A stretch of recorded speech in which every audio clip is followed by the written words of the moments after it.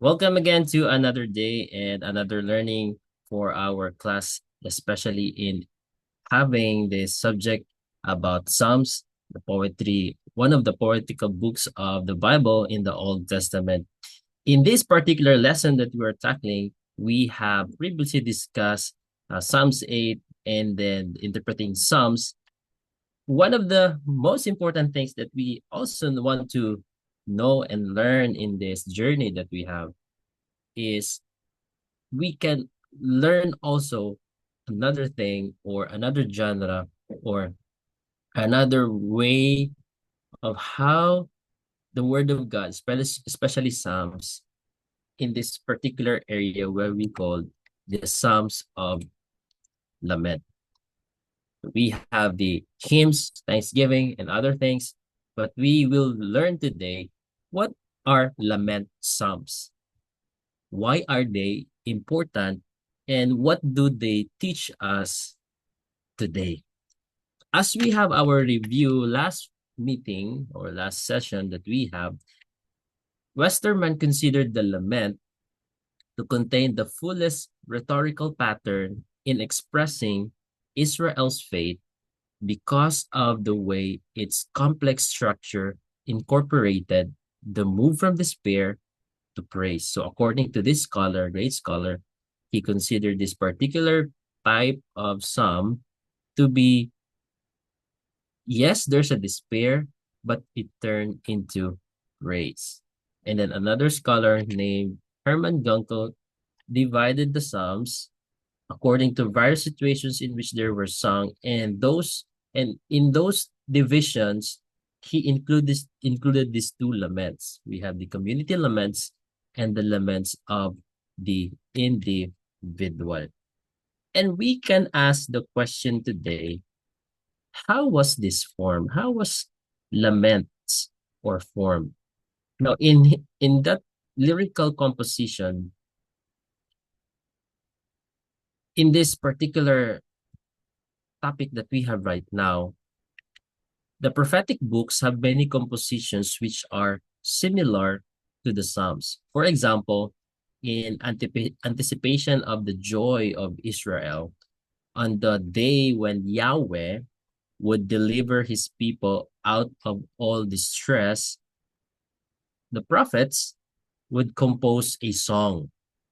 If there is a deliverance from distress, of course, their composition of a song will be rejoicing for the community to sing in that last time. And such a song of rejoicing composed by the prophets has the same forms as those hymns which have been handed down to us in the Psalter. And then Hebrew prophecy was not originally poetic, but over time, prophets adopted lyrical and other literary forms to express their message, or in order to make an impression upon their people who were very creative, who were very receptive to poetry, or in order to give moving expression. That's why they say it. The lamentation of their people were happening when they're experiencing, for example, under foreign oppression of their longing for deliverance. The prophets would sing in the name of the people a lament, a lament after the pattern of those the community was accustomed to raise in the forecourt of the sanctuary in times of great distress. So this is like a communal thing. Whenever they feel oppressed, whenever they wanted deliverance, this was developed. And then in the biblical book, especially the Lamentations of Jeremiah, especially were in the accounts of his book and the accounts of Jeremiah, the book of Jeremiah, and Second Kings, Chronicles, we see the character of Jeremiah was being mocked, persecuted, and at the point of death, poured out his anguish in marvelous songs, which are similar to the laments of the individual in the Psalter. And then in the book of, yes, Lamentations of Jeremiah, chapters 1 and 2 and 4 are funeral dirges. So when you say this word dirges, it means that it's a mournful song, a poem, or a piece of music usually composed as a funeral lament to express grief over death or great loss. So the so we can see now that this particular style of poetry, lament, is more about expression of deep sorrow. And in Jeremiah and Lamentations, this particular style are sorrowful poems mourning Jerusalem's destruction. As I read Jeremiah, it's very horrible. The accounts of the things that are about to happen and the things that happened, it's very sad. It's very painful in the part of the people of Israel, knowing that God promised that He is the God who will provide all their needs. He is the God who will protect them. But because of the stubbornness of the people, because of idolatry and other things, calamity happens, destruction happens in the nation of Israel. And through those experiences, this particular style of poetry or this particular style of song was developed in a communal way and also in an individual kind of way. So chapters 3 and 5 in Lamentations, 3 contains the lament of, in the biblical book of the Lamentations of Jeremiah, chapter 3 contains the lament of an individual, and chapter 5, a community lament. Now we can ask the question, when was this communal laments written? The precise dating of these psalms is very difficult or even impossible to determine, even in cases where they refer to definite events, because for these poems represent liturgical formulas more than they do poems written for the occasion. Moreover, the century from the time of Ezra's giving of the law until the coming of Alexander the Great is an almost unknown quantity. So yes, we have the communal laments and also the individual laments. If we ask when was this written, exactly, yeah, according to what we have read, it is almost unknown. But then again, what are these laments? Now, there are two things, or there are two kinds of laments that we are about to discuss. So the first part of our lesson today will focus more about community laments. Now, there are two things, community laments, and laments of the individual. Okay? Community laments and laments of the individual. When we say community laments, we say, as we read Psalms 101 up to 150, we sometimes conclude, oh, all of these are more on thanksgiving. But one does not always sing praises and give thanks. There is also a time to grieve and lament. Alongside the happy festivals of rejoicing in the community, stand the days of lamentation. As we observe from the historical books, also in the prophetical books, we see different kinds of circumstances are happening in the lives of the Israelite people. Yes, when God gave them victory, they sing praise and give thanks to God.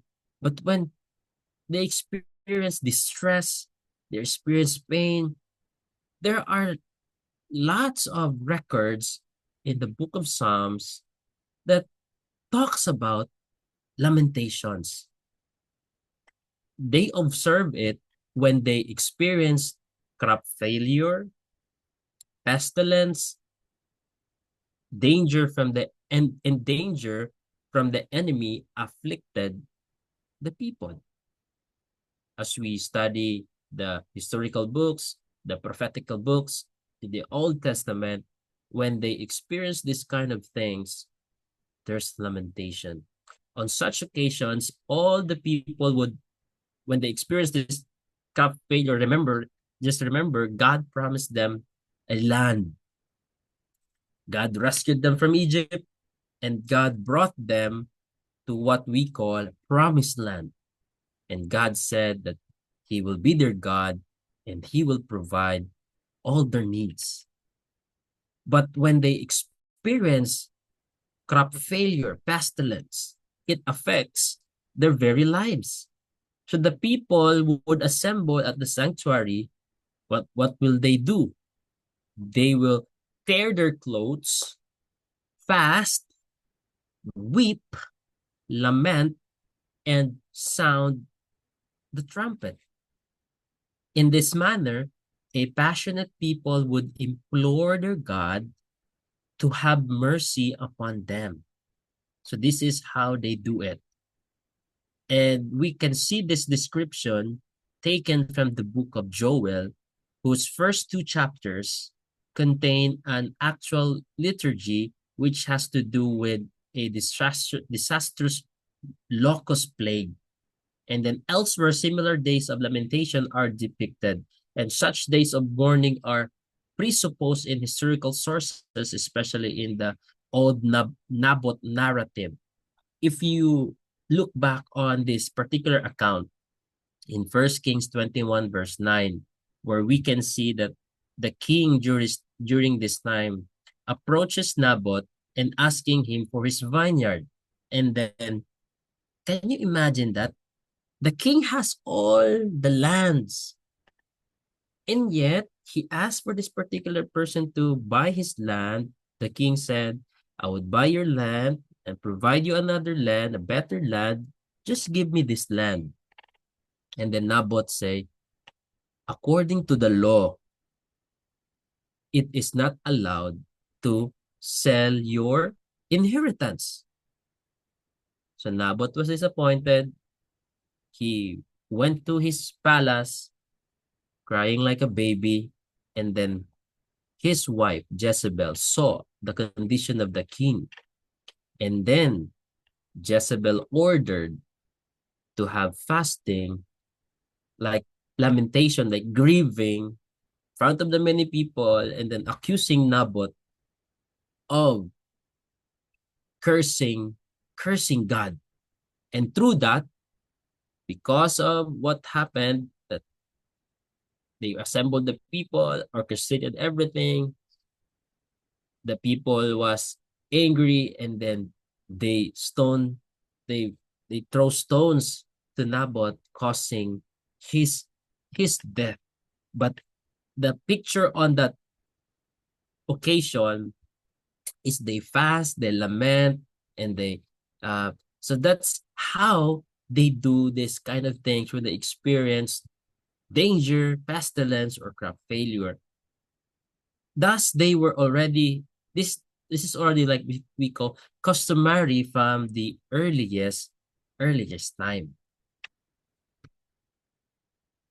So the picture of the community laments, songs which were sung on such occasions are called community laments, and we see that in those actions or how they celebrate or how they do laments is, as I have mentioned earlier, they tear their clothes, they fast, they weep and lament, and then they sound the trumpet, just like in the story of the Naboth story in the narrative of First Kings, of King Ahab and Jezebel, and in the prophets in Amos 5:16, Isaiah 22:12, 29 to 4, 29 verse 4. So if we look on those verses, we can see that they were already customary from the earliest time. Now, there are two kinds of community laments. So the main focus of our lesson for this time is more on community laments.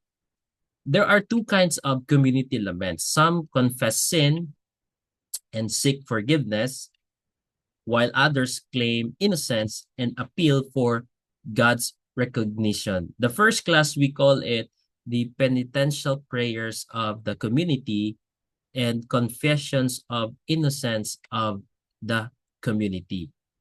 In Psalms, laments often shift suddenly to confidence that God has heard their prayer, likely reflecting an early practice where the priest proclaimed God's answer after the lament was spoken. So in the prophetic literature, a community lament is customarily divided into two parts: a passionate appeal. From the word passionate, you can really see that there is really an expression, emotion, and also we can also see that there is a divine response. Now, what are the content of community laments? Number one, we can see that before we dive into the content of community laments, there are examples of this, including Psalms 44, Psalm 79, 80 to 83. And here we see that is the place where there is a woeful plight of the people that is being depicted. It is bewailed and lamented with tears. And these are vengeful cries of a tormented people. Can you imagine that, guys? As we see wars today, as we because we are now in world of technology, we can see the effects of war. It's not good to see the people who are being affected by war, damaged by war, famine. So lament, these are vengeful cries of tormented people, especially the people of Israel. And then the content of these laments may be divided in these three parts. We have the number one, lament proper, where its purpose is to move Yahweh to compassion. Wow. To move Yahweh to compassion, especially by stressing the painful mockery of surrounding nations. The nation of from Egypt to the promised land, we can see that the nation of Israel are experiencing this kind of stress and pain. And then part of the content of this community lament is what we call, first is this, the purpose of moving Yahweh to have compassion. And then there is another element where we can see that there is a prayer for deliverance. It's prayer for Yahweh to remove the calamity, reminding him of his past help and covenant relationship with his people to move him to act graciously. Can you imagine it, guys? Can you imagine it, brothers and sisters in the Lord?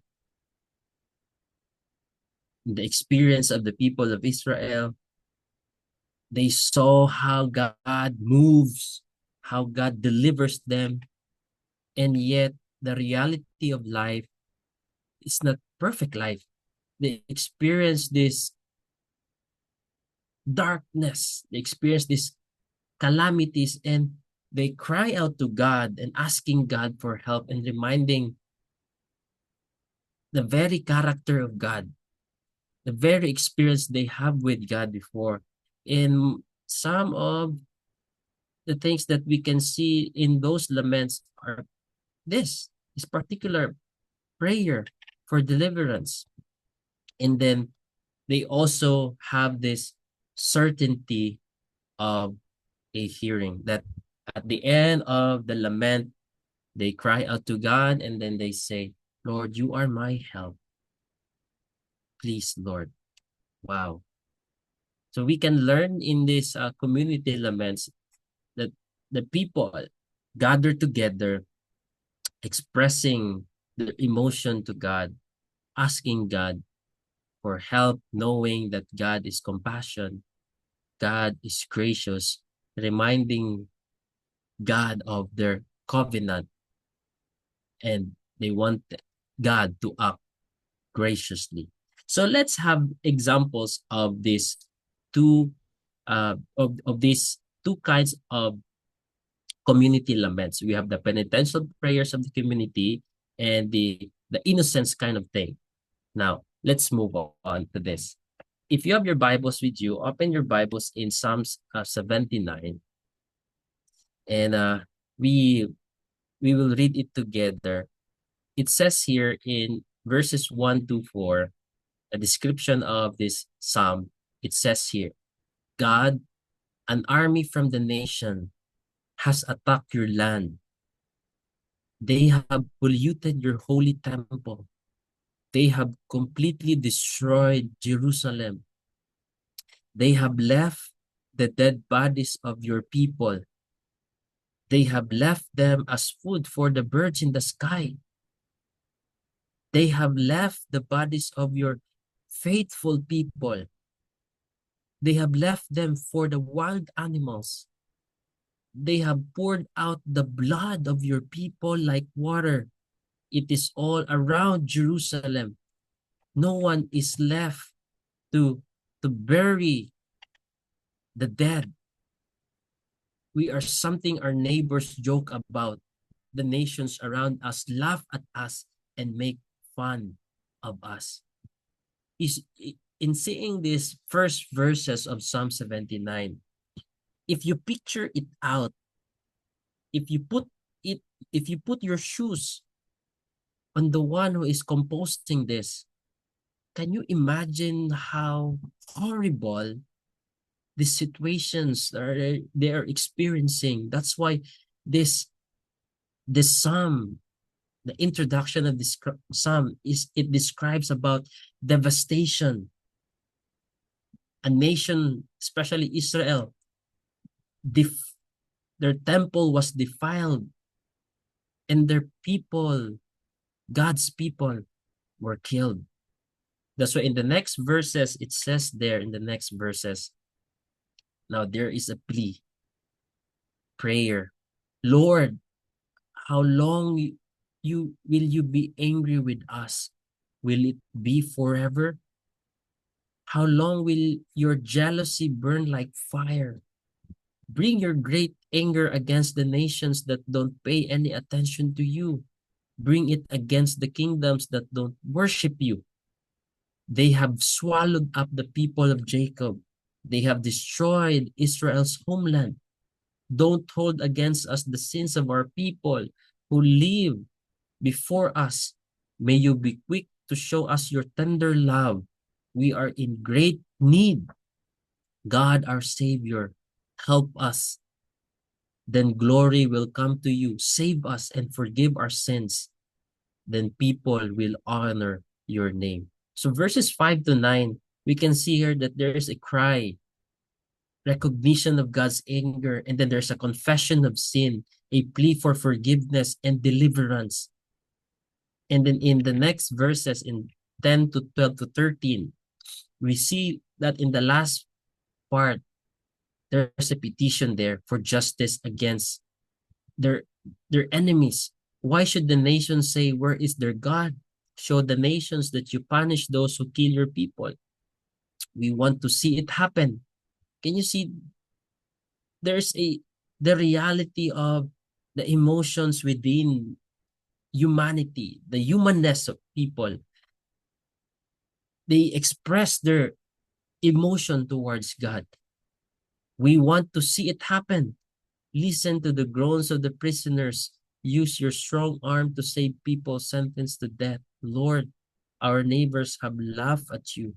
pay them back 7 times for what they have done. And the last verse, we are your people, your very own sheep. We will praise you forever. For all time to come, we will keep on praising you. As we can observe, there's a despair from verses 1 to 12. We see a desperation of emotion from this composer. And yet, from despair, it turned to praise. We will praise you forever. For all time to come, we will keep on praising you. This is a very unique kind of poetry that even though they experience this kind of things, but it doesn't stop them to honor God and to worship God. So this is a penitential prayer of the community asking for forgiveness, and then as a community pleading for God's justice and mercy. So in the next thing is the confession of innocence. So in this particular part, we can see, if you have your Bibles with you, that one of the most in Psalms 44 verse 1 to 8, it says here, God in verse 1 to 16, but 1 to 8 is the description. God, we have heard what you did. Those who came before us have told us what you did in days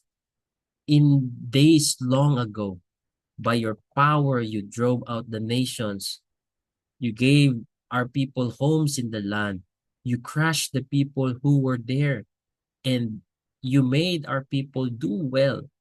They didn't win their land with their swords. They didn't gain success by their own power. Your powerful right hand and your mighty arm gave them victory. You gave them success because you love them. You are my king and my God. You give victories to the people of Jacob. With your help, we will push back our enemies. By your power, we will walk all over them. I put no trust in my bow. My sword doesn't bring me victory, but you give us victory over our enemies. You put them to shame. All day long, we talk about how great God is. We will praise your name forever. And this is the lament proper.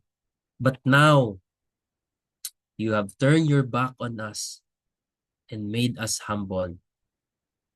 You don't march out with our armies anymore. Wow. Can you imagine that? You made us turn and run from our enemies. But before they were the one they are the one who are chasing for their enemies. But now they were being chased by their enemies. They have taken what belongs to us. You handed us over to be eaten up like sheep. You have scattered us among the nations. You sold your people for very little. You didn't gain anything when you sold them. You have made us something that our neighbors laugh at. Those who live around us make fun of us and tease us. The nations make jokes about us. They shake their heads at us. All day long I have to live with my shame. My face is covered with it. That's because they laugh at me and attack me with their words. They want to get even with me. So in verses 9 to 16, we see there that there's a lament proper. The people cry out, despite God's past victories, he has now rejected them, and they suffer defeat, humiliation, and mockery from surrounding nation. That's why in verses 17 to 22, this is what they compose. All of this happened to us even though we had not forgotten you. We had not broken the covenant you made with us. Our hearts had not turned away from you. Our feet had not wandered from your path. But you crushed us and left us to the wild dogs. You covered us over with deep darkness. We didn't forget our God. We didn't spread out our hands in prayer to false God. If we had, God would have discovered it.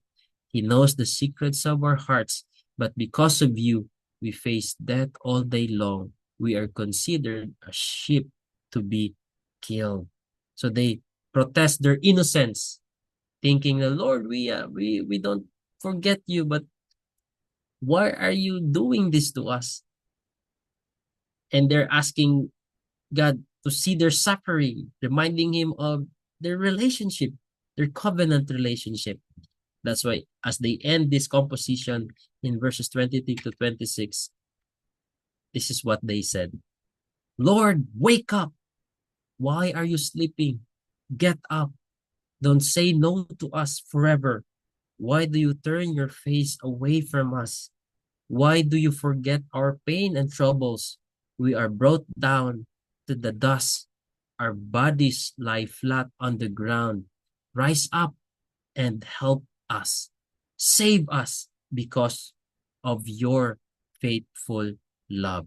So in the end, even though they experience these kind of things, there's a certainty of a hearing that the psalm closes with a desperate yet confident plea, rise up and help us, redeem us because of your unfailing love, your faithfulness, expressing their trust, expressing that God will respond.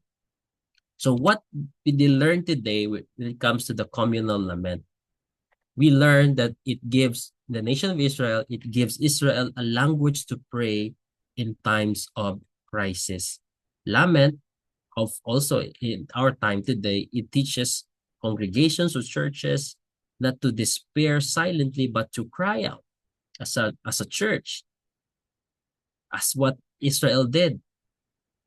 We can also have this language as a body of Christ to pray in time of crisis, trusting that God will hear us.